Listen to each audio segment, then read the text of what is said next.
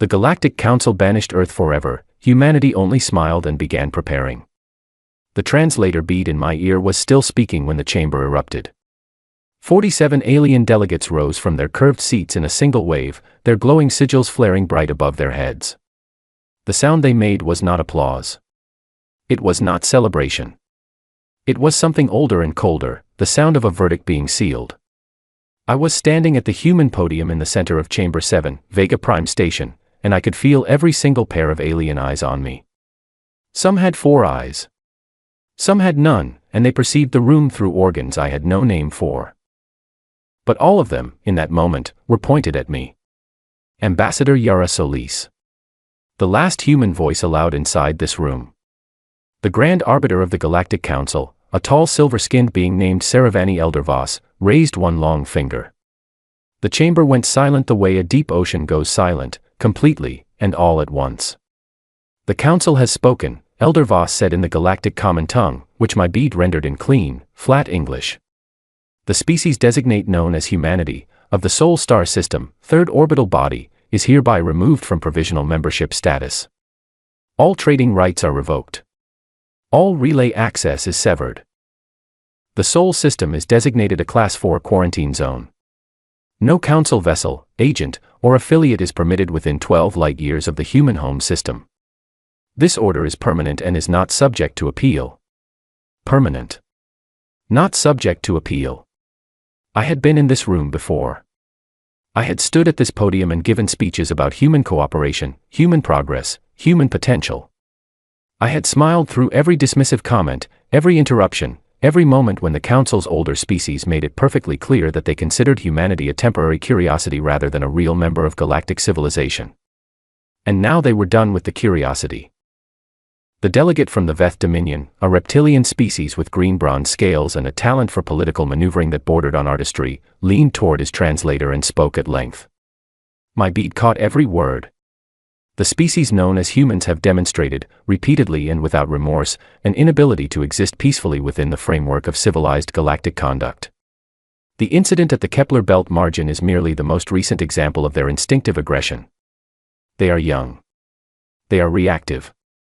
And they are, frankly, exhausting. The Council does not banish humanity out of fear. We banish them out of common sense. The chamber gave a sound of agreement.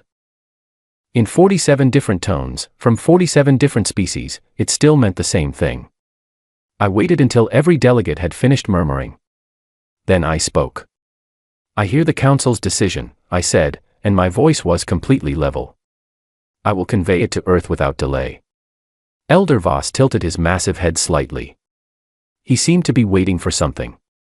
A protest, perhaps. An outburst. A plea.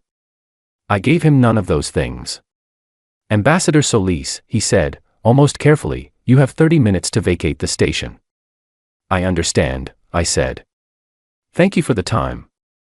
I turned and walked out of Chamber 7 at a normal pace. Not fast. Not slow. Just steady. The doors sealed behind me with a sound like the world ending, except the world was not ending at all, and somewhere deep in my chest I knew it.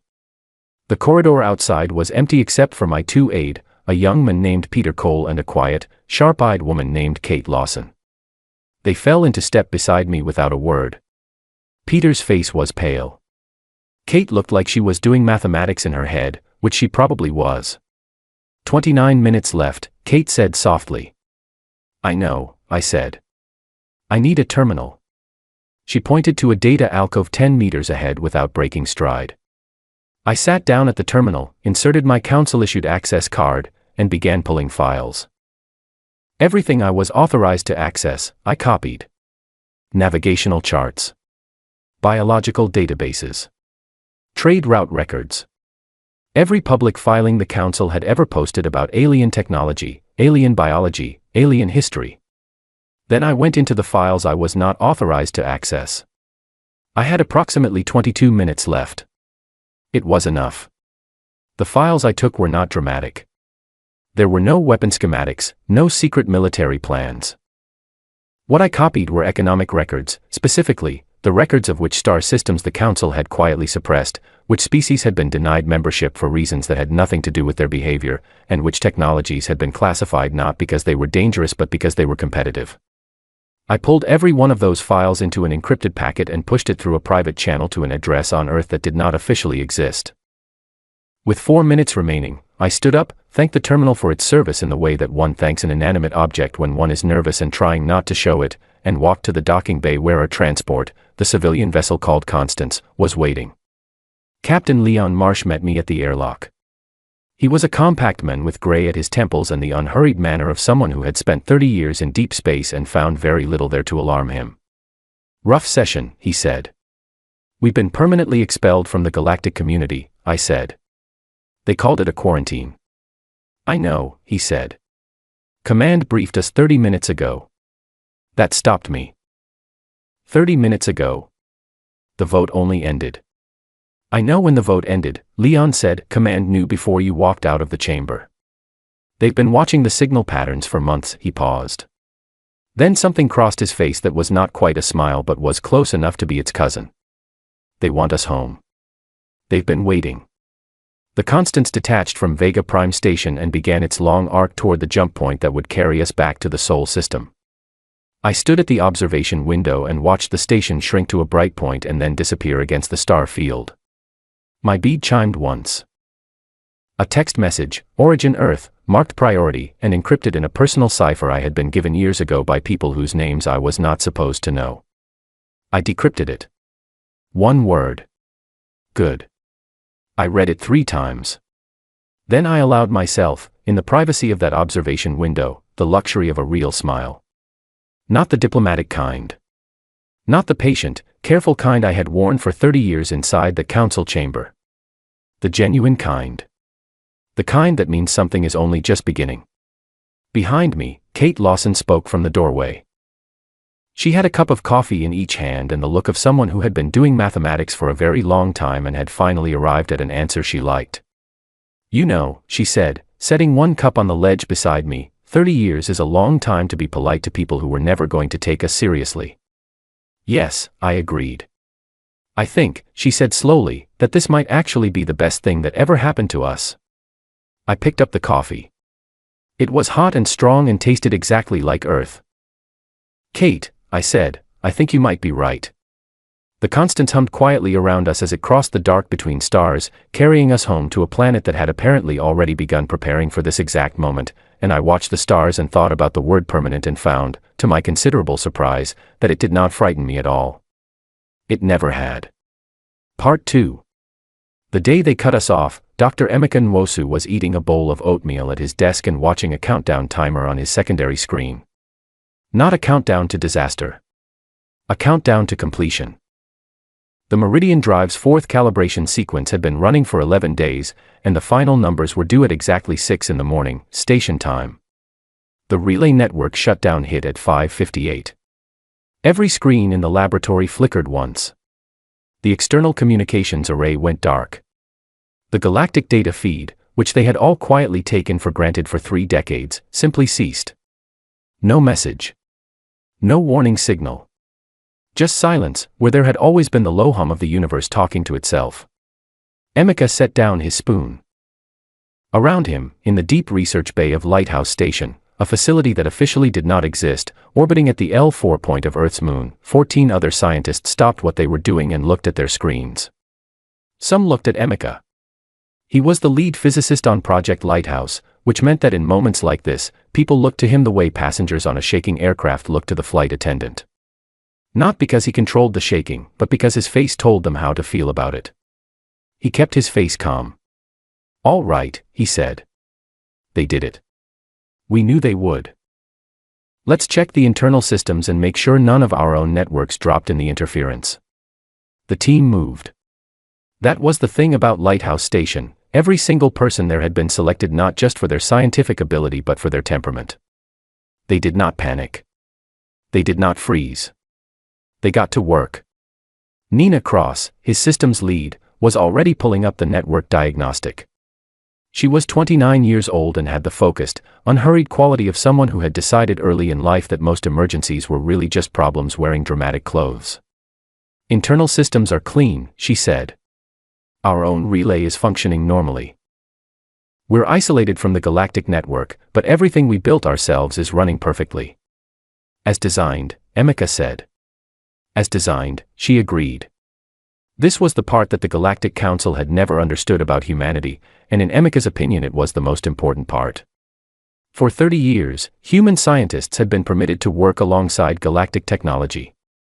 They had been given access to research databases. They had been allowed to use Council-approved equipment in Council-approved ways.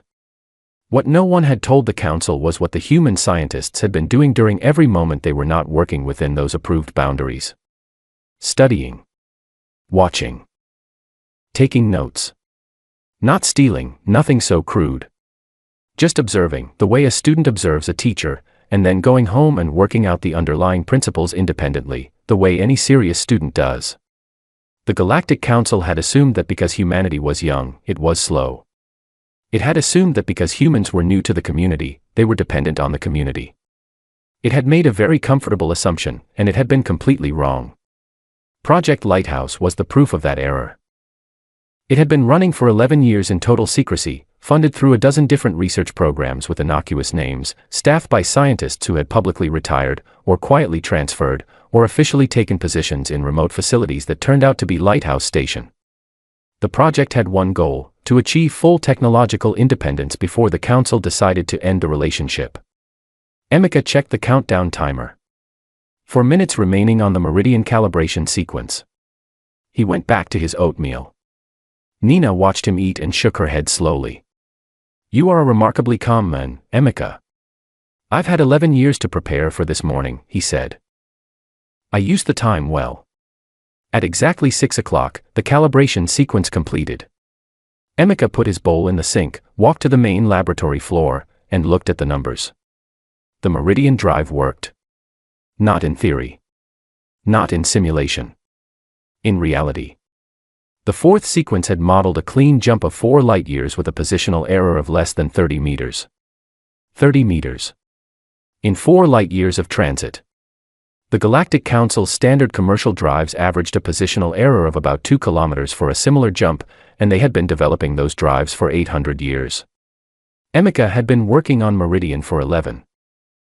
He stood very still for a moment, looking at the numbers. Then he sat down in his chair, opened his personal journal file, and began to write. The journal was not an official document. No one had asked him to keep it.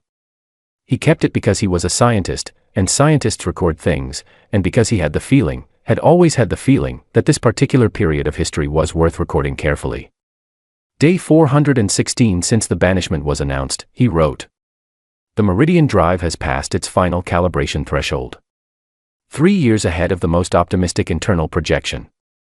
I believe we owe the Galactic Council a certain debt of gratitude. If they had continued to allow us access to their relay network and their research databases, we might have kept borrowing small technologies indefinitely and never been forced to build our own from the ground up. Being cut off was not the disaster they intended it to be. It was the requirement we needed. He saved the entry and closed the file. Over the following weeks, Emeka's journal entries grew longer and more detailed, and the picture they painted was extraordinary. Earth, it turned out, was thriving. The economic disruption of losing galactic trade had been significant but not catastrophic.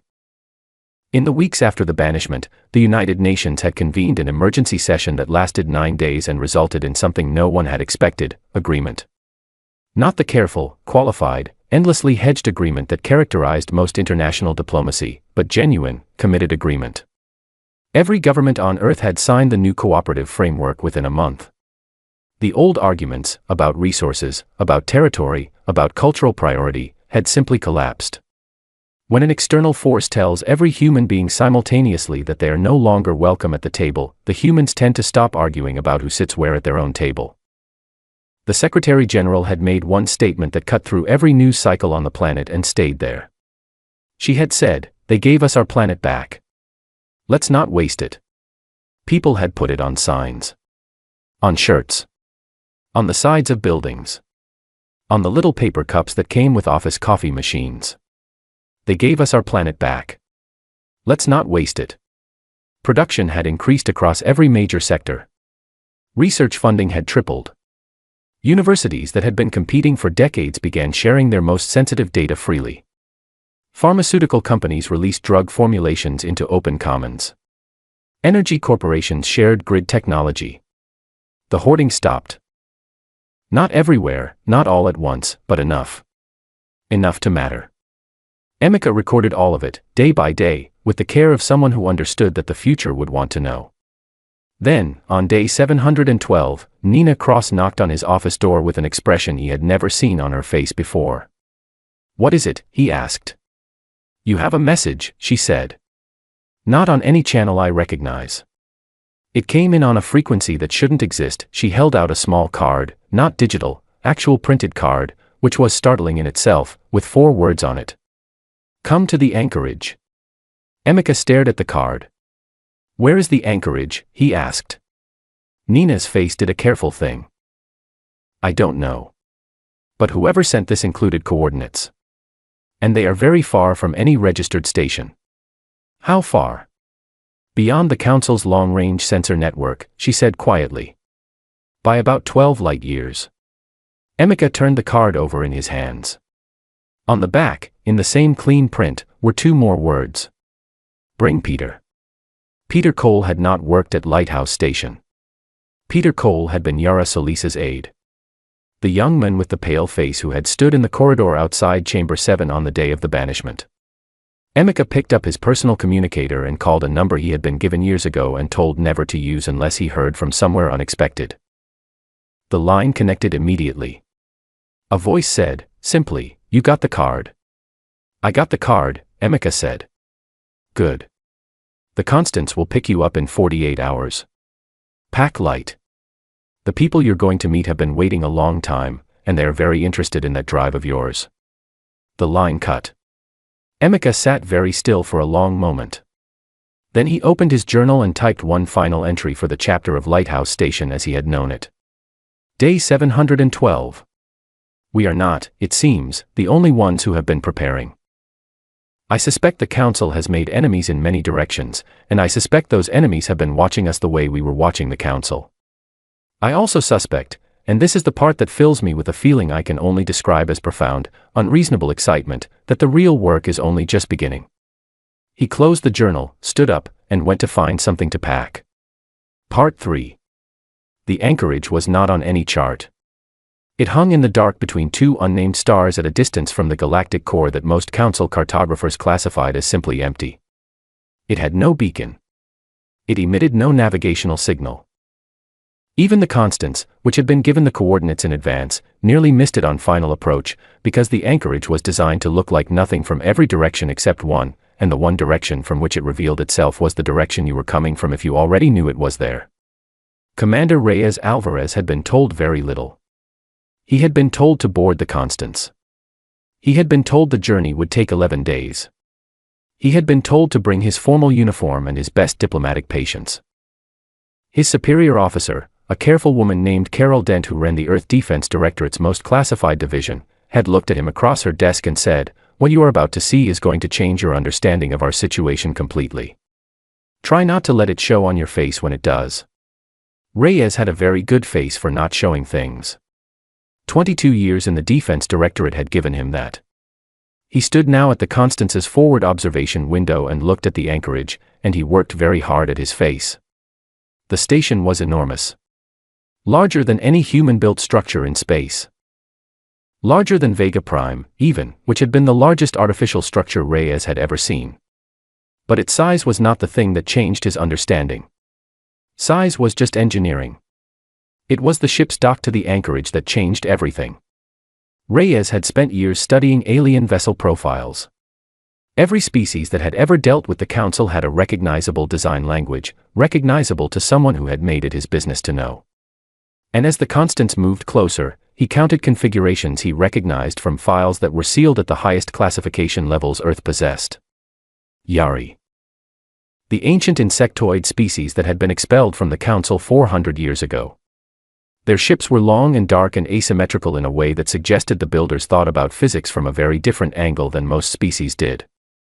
A pair of deep, rounded vessels that could only be Merat construction. The Merat were a silicon-based species that the Council had classified as pre-civilized because they did not build in materials the Council considered sophisticated. The Council had been wrong about that too. 3 ships of a design Reyes did not recognize at all. Sleek. Impossibly clean. Constructed from something that absorbed light rather than reflecting it. And humans. 6 human vessels. 2 of them military. 12 species, minimum. All here. All docked at a station that did not exist, in a location the Council did not know about. Reyes kept his face still. Peter Cole, sitting beside him, let out a long, slow breath. This has been going on for a while, hasn't it? Yes, said Leon Marsh from the pilot's seat. A while. The docking process was smooth and unhurried. When the Constance's airlock opened, Reyes was met by 3 figures. The first was Carol Dent, who had apparently arrived before him, which meant she had taken a faster ship and not mentioned it. The second was Yara Solis, who looked exactly like her official photographs except that she was standing the way people stand when they have been carrying a secret for a very long time and have finally been allowed to set it down. The third figure stood slightly apart, and it was the third figure that required all of Reyes's considerable facial discipline. It was tall. 6 feet at minimum, and the build was wrong for a human, too many joints in the limbs, the shoulders too narrow for the height. Its skin, if it was skin, was a deep gold brown and had a faint texture to it, like very fine scales that had been worn smooth over many years. Its eyes were a pale amber and had horizontal pupils. It was wearing what appeared to be a simple gray garment with no decoration, and its hands, 4 fingers, 1 opposable thumb, similar enough to human to be immediately readable, were folded in front of it with the patience of something very old. Commander Alvarez, Yara said. This is Elder Hesh of the Yari. Elder Hesh inclined its head toward Reyes in a gesture that carried the clear meaning of respect without the need for a translator. We have been watching your species for a very long time, Elder Hesh said. The English was perfect. It had the careful cadence of someone who had learned the language from recordings rather than from human company, but it was fluent and precise. We chose to wait. We needed to be certain. And then your council did what councils always do, eventually. They made an enemy of the one species they should have welcomed most. Reyes found his voice. You've been in contact with Earth for how long? 7 years, Carol said.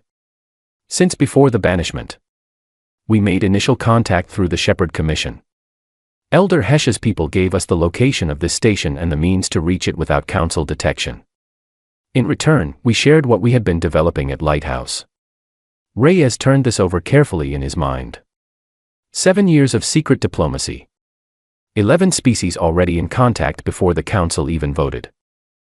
The banishment had not been a catastrophe falling on an unprepared species. It had been the opening move of a plan that was already in motion. Who else is here? He asked. Carol led him through the station. It was not luxurious, but it was well designed, practical spaces that multiple species could use comfortably. They passed a common area where 2 humans were sitting across a low table from a pair of Merat, their silicon crystalline skin catching the station light. Further on, a Yari technician was working alongside a human engineer on something that looked like a communications array unlike anything Reyes had seen before. 11 species. Counting humanity, 12. Carol named them as they walked. The Yari, expelled 4 centuries ago. The Merat, never admitted despite 3 applications. The Coven, a warm-blooded species who had been admitted to the Council and then quietly expelled when they refused to stop trading with the Yari. The Thul, who were small and fast-moving and had technology and energy generation that made Reyes's eyes widen when he glanced at the technical summary Carol handed him. The Oran Collective, who communicated in harmonics and had been classified by the Council as non-sapient, which was one of the most spectacular errors of judgment in galactic history. And the unnamed 3, the ships with the light-absorbing hulls. Carol paused before telling him. The Vorith, she said. They don't use names the way we do. They're old. Older than the Yari. They were building faster-than-light drives before the Council's founding species had developed basic chemistry.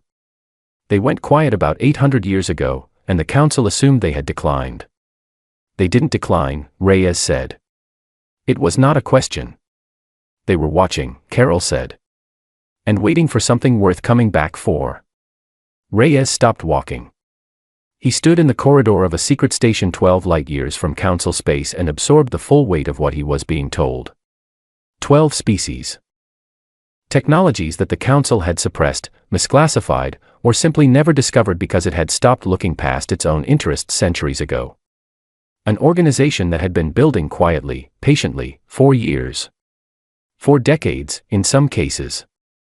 4 centuries, in one. And at the center of it, the Shepherd Commission. Human. Quiet. Careful. Angry in the right direction. That last phrase came from Elder Hesh, who used it when Reyes finally asked the question he had been assembling since the airlock. "Why us?" he said to the Elder, in a small room that smelled faintly of the ozone and something else that the Yari seemed to carry with them. "Why wait for humanity specifically? You have been here for 400 years. You have 11 other species. Why did you wait?" Elder Hesh was quiet for a moment. Then it said, "Because most species, when they are hurt, become afraid. Or they become hard. They build walls inside themselves to match the walls that were built around them. But humans, and I say this having observed many, many species, humans get angry. Not at each other. Not always, at least. When the pressure is strong enough, and the cause is clear enough, humans get angry at the injustice itself. They point at the problem. And then they fix it." It paused. "We needed someone who would not just survive being expelled. We needed someone who would use it." Reyes was quiet for a long time after that. Then he asked to see the Meridian Drive test results, and the Vorith energy models, and the Orin communication technology, and the full technical library the Coalition had assembled over the years. He spent the next 16 hours reading. At the end of those 16 hours, he went back to Elder Hesh and said, "I'd like to discuss how we announce this." "Announce," the Elder said. "To the Council," Reyes said. "Not yet. Not now. But eventually. Because the point of all this is not to hide forever." Elder Hesh regarded him with those amber eyes for a long moment. Then it made a sound that Reyes's translator bead rendered as amusement, warm, with a quality of vindication. "No," Elder Hesh agreed. "The point was never to hide. The point was to be ready." "Then let's make sure we're ready," Reyes said. He pulled out his notebook, actual paper, because paper left no digital trace, and began to write. Part 4. 3 years after the banishment, the Galactic Council convened an emergency session. The session was not announced publicly. Nothing was announced publicly. The Council preferred to manage its difficulties the way old institutions always do, quietly, internally, with great attention to the appearance of control. The reason for the session was a report from their long-range monitoring division.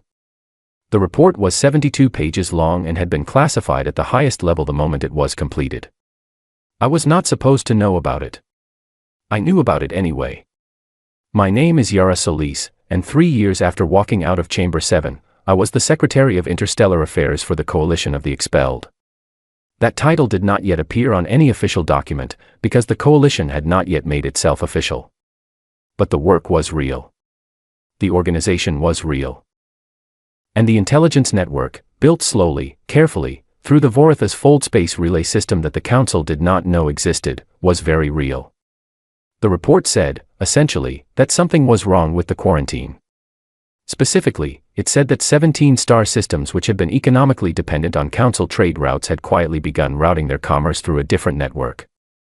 Not through the Council's relay points. Not through any mapped infrastructure. Through something that should not have been there, because the Council had not built it and had no record of anyone else building it. The Council's analysts had spent 3 months trying to locate the source. They had not found it, because the source was the anchorage and its 11 sister stations, distributed across the dark between stars with the care of people who had been hiding from the Council for a very long time and were very good at it. The 17 systems said nothing. They filed no declarations. They sent no formal communications. They simply redirected their freight and paid their transit fees to accounts that traced to holding companies that traced to other holding companies that eventually dissolved into numerical codes that led nowhere the Council's investigators could follow. But the goods moved. And the Council could see the goods moving, even if it could not see the road they traveled. The session lasted 4 days. At the end of it, a decision was made. A formal communication was sent to the Sol system. It was addressed to the Sol Quarantine Authority, which was the Council's official designation for whatever administrative body humanity had presumably formed to manage its own isolation. I read it in my office on Lighthouse Station, where I had been working for the past 18 months.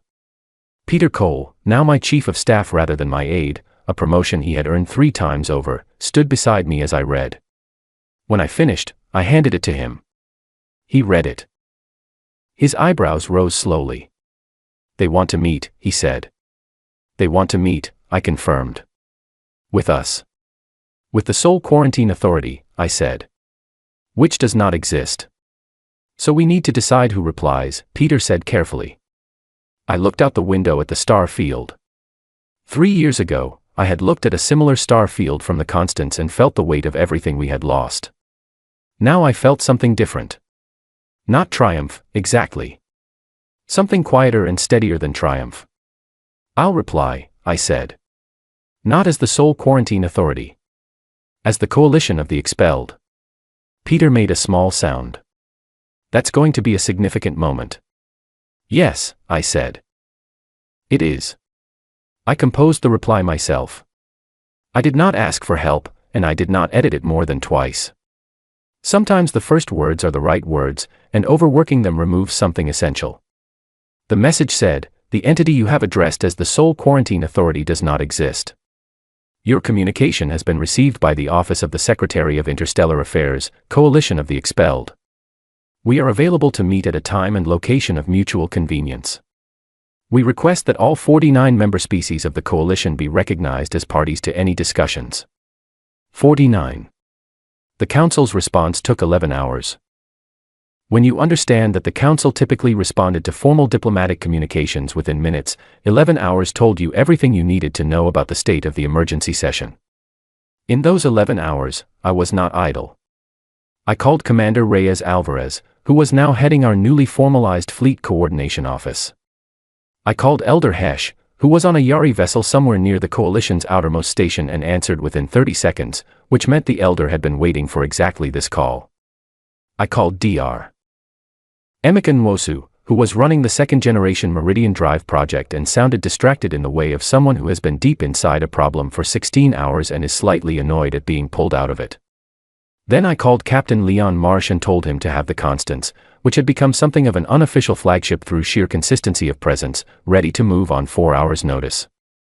By the time the Council's reply arrived, I had 49 species informed, a fleet configuration planned, and a communications strategy agreed upon. The plan had 3 components. The first was diplomatic. The second was practical. The third was what Emeka called the demonstration, and what Reyes called the reminder, and what Elder Hesh called, with that characteristic dry quality, the understatement. The Council's reply agreed to meet. It recognized, with visible reluctance visible even in the formal language of galactic diplomatic protocol, that additional parties to the Sol situation existed and would need to be addressed. It proposed a meeting at Vega Prime Station. I replied, "We suggest a neutral location. We will provide coordinates." They agreed. The location we chose was a point in open space, equidistant from the Council's nearest relay hub and the Coalition's outermost station. No one's territory. No one's home ground. A plain of stars with nothing in it, which was the point. The Council sent a delegation of 7 ships. Impressive, heavily armed, with the deliberate display of sensor arrays and hull markings that militaries use when they want to make a point about capability without making an actual move. When they arrived at the coordinates, they found the Coalition already there. Not 7 ships. Not 20 ships. 41 vessels, 1 from each of the Coalition species with the technological capacity to send a representative craft, spread in a wide, unhurried arc across the meeting point. Not weapons ready. Not in any attack formation. Just present. The way mountains are present. The way deep water is present. And at the center of the arc, alone, the Constance. Leon Marsh brought it in without fanfare and parked it at the exact geometric center of the meeting point. He then opened a broadcast channel on all Council frequencies and said, in his calm, unhurried voice, "We are not here to fight. We are here to be seen. The council delegation held position for 4 hours before responding. 4 hours.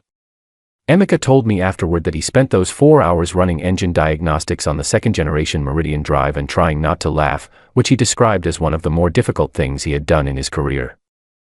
When the council delegation finally responded, it was to request a formal session. We agreed. The session was held aboard a neutral vessel provided by the Mirati, a council member species who had abstained from the original banishment vote and who had, 3 days earlier, made a quiet announcement that caused the council's emergency session to extend by another full day. They had joined the coalition. The Mirati delegate, a tall and elegant being named Councillor Aveth, had issued a statement that was brief and precise and that was already being quoted across 17 star systems.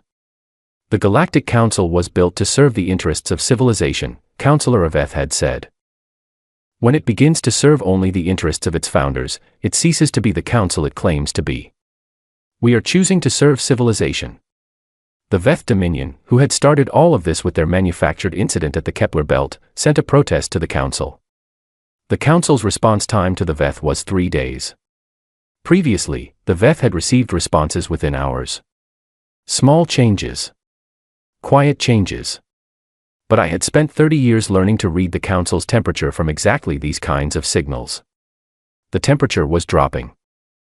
In the formal session, aboard the Mirati ship, the council's lead negotiator, an old and very senior Saravani named Administrator Koveal, opened with what was clearly intended to be a conciliatory statement. It acknowledged that certain developments had occurred since the banishment that merited discussion. It expressed the council's continued commitment to galactic stability and cooperative governance. It did not apologize. It did not acknowledge error.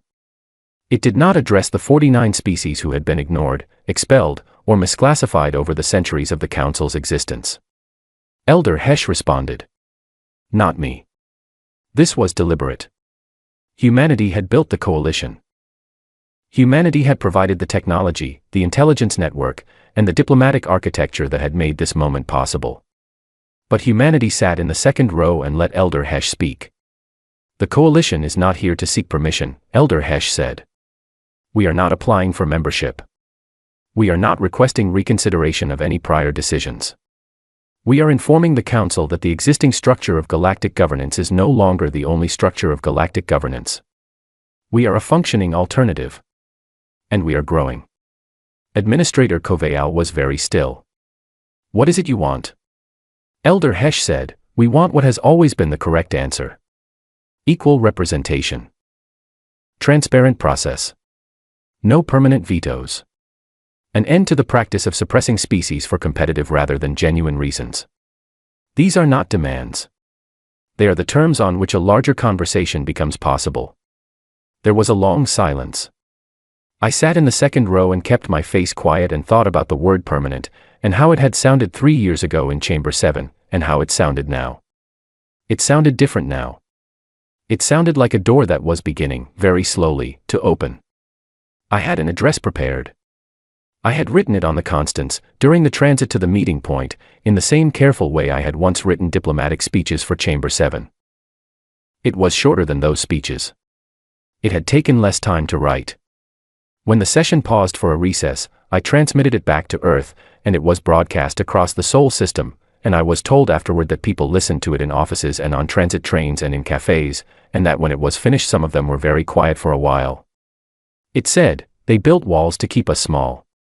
We used the walls to learn how to fly. We are not returning to beg for the sky. We are already in it. We are asking the rest of the galaxy to join us there, honestly, fairly, and without the old habits of fear. That was all. It was enough. Part 5. I wrote this 5 years after the Vega Accord. I wrote it not because anyone asked me to, not because there was a record to maintain. The official records are kept by people far more organized than I am, but because I sat down one evening at the observation window of my new office in the Assembly of Worlds Administrative Hub, which orbits Earth at a very comfortable altitude, and I looked at the stars, and I thought about how different they look when you know what is in them. 5 years ago, those stars held mystery and threat in equal proportion. Now they held something more complicated and more interesting, which I think is a fair description of how most good things develop. Let me tell you what happened. Not the public version. You can find that in any database in the 49 member systems of the Assembly of Worlds.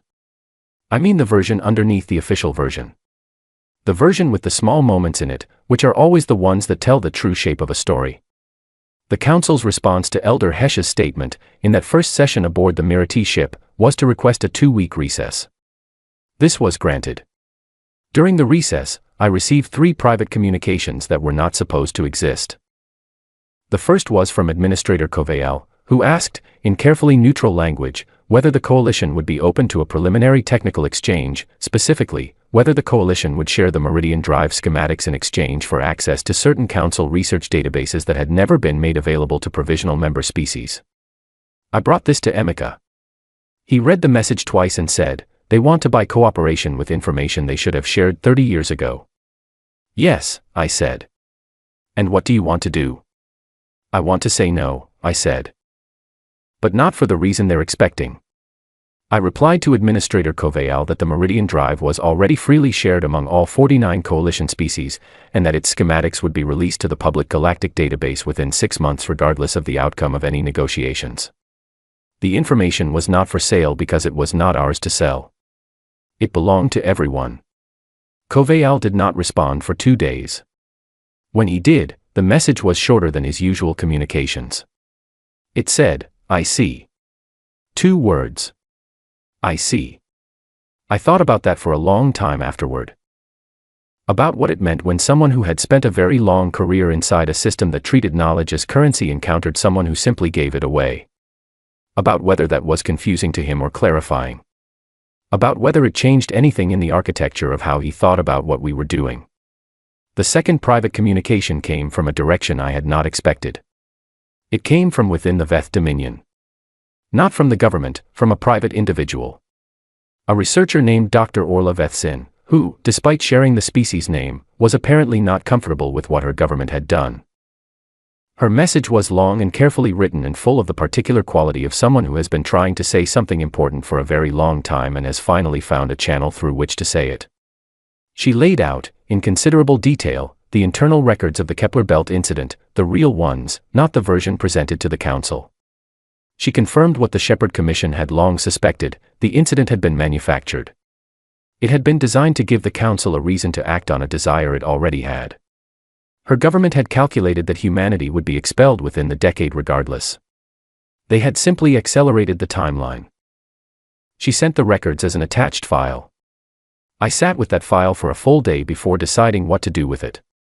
Reyes, when I told him about it, said, "Publish it." Peter, when I told him about it, said, "What do you want to achieve?" Elder Hesch, when I told it about it, said nothing for a very long moment, and then said, "What did you decide before you asked anyone?" That was, as usual, the right question. What I decided was this: I sent the file to Administrator Koveal. Directly. Privately. With a note that said only, "We have had this for some time. We chose to resolve things through conversation rather than confrontation. We are still choosing that. We hope the Council will make the same choice." I never published the file. I never used it as leverage. I never mentioned it in a negotiation. Koveal released it himself, 6 weeks later, through the Council's official transparency office. He filed it as a historical accountability document, which is the Council's formal mechanism for acknowledging that something went wrong without requiring any specific individual to be blamed. The Veth government issued a statement that was both measured and visibly uncomfortable. They acknowledged that the Kepler Belt incident had been misrepresented. They did not use the word manufactured. They did not apologize to humanity specifically. But they released 3 years of embargoed trade permissions to coalition member systems the following week, quietly, without announcement. Goods began to move. The temperature changed. That was the third private communication, in its way, not a message but an action. The language that old institutions speak best. Not words. Gestures. By the time the formal negotiations resumed, the shape of the conversation had changed. The Council came back to the table without the posture it had carried in the first session. Administrator Koveal still chose his words with extreme care. He still represented an institution that had spent centuries building habits of superiority that do not dissolve in a month. But the posture was different. The certainty was different. We negotiated for 4 months. I will not pretend it was smooth. Nothing with 49 species in the room is ever smooth. The Thule and the Coven disagreed about representation ratios so passionately that 3 sessions had to be paused while their respective delegations cooled down. The Oran Collective, communicating in harmonics, nearly caused a catastrophic misunderstanding in the 8th week when a translation error converted their statement of enthusiastic agreement into an apparent declaration of commercial hostility. Emeka stayed up for 36 hours helping the translation team rebuild the Oran communication protocol from scratch. I drank a great deal of coffee. Peter drank even more. But we negotiated, and at the end of 4 months we had the Galactic Accord of Equals. It was not a perfect document. No document produced by 49 species and 1 collapsing institution is going to be perfect. But it was honest, and it was fair, and it contained, in clear language that every translation protocol in the galaxy could render correctly, the core principles that Elder Hesh had described in that first session as the terms on which a larger conversation becomes possible. Equal representation. Transparent process. No permanent vetoes. No suppression of species for competitive advantage. The old council was formally dissolved on a morning that happened to be raining in New York, where the final ratification ceremony was held. It rained the way New York rains in early autumn, sideways and generous and completely indifferent to the significance of the occasion. The delegates gathered under a large tent on the grounds of a building that had once housed a different international assembly, a much older one, the kind of assembly that humanity had built before it ever knew there was a galaxy to have opinions about. Reyes stood beside me under the tent, rain drumming on the canvas above us, and said, "Do you think they understand what they agreed to?" "Not entirely," I said. "But understanding comes from living with something. We'll see how they live with it." The first session of the Assembly of Worlds took place 6 weeks later aboard a station that had been built, at remarkable speed, by a joint construction team of 12 species. The station orbited Earth. This was the Coalition's choice and the Council's acceptance.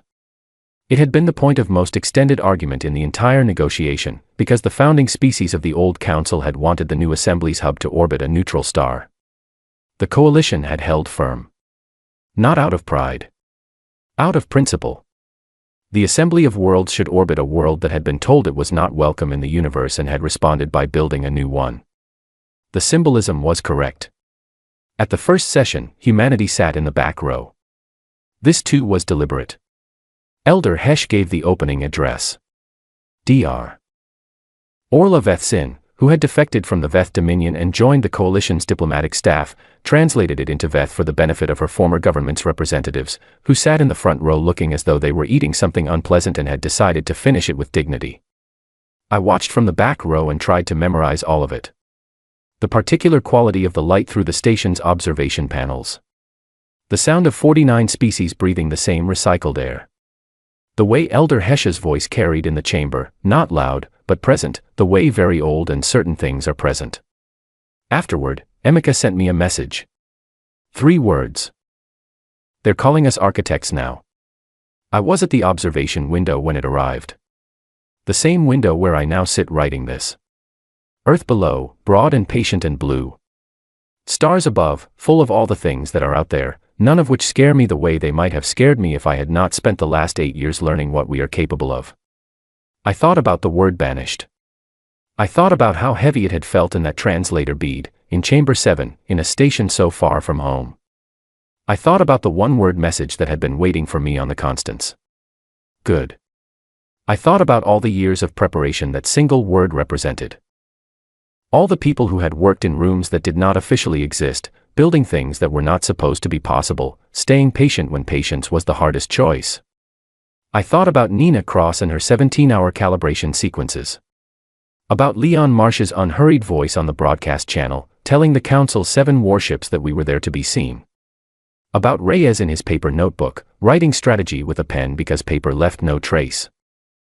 About Peter, who went from pale-faced aide to the most effective chief of staff I have ever seen, on a career path that had begun in a corridor outside Chamber 7 when everything had looked like an ending and he had stood up straight and kept moving.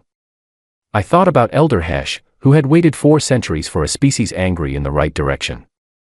And I thought about the Vorith, who had spent 800 years so silent that the Council thought they had declined, while in fact they had been watching and refining and learning and waiting for something worth coming back for. What a strange galaxy this is. What a full and complicated and occasionally breathtaking galaxy. What a species we are. I know the history files will say this was a triumph. And it was. But triumph is too clean a word for what it actually felt like, day by day. It felt like work. It felt like long meetings and cold coffee and arguments about translation protocols at 2 in the morning. It felt like the specific exhaustion of doing something important without any guarantee that it would be enough. It also felt, in the moments between those long meetings, like something I will struggle to name correctly. Pride seems too small. Joy is closer, but joy suggests ease, and this was never easy. What I felt, and what I think most of us felt, was something like the satisfaction of a species that was told it was not enough, and decided to find out whether that was actually true, and found out that it was not. We are not enough, the council said. We are done with you. Go home. And we went home, and we built, and we waited, and we learned, and we connected, and we grew, and one morning we parked a ship in open space and said we are here to be seen, and the universe looked at us, and it kept looking, and eventually it said, all right. Show us. And we did. They gave us our planet back. We were not wasteful with it. End.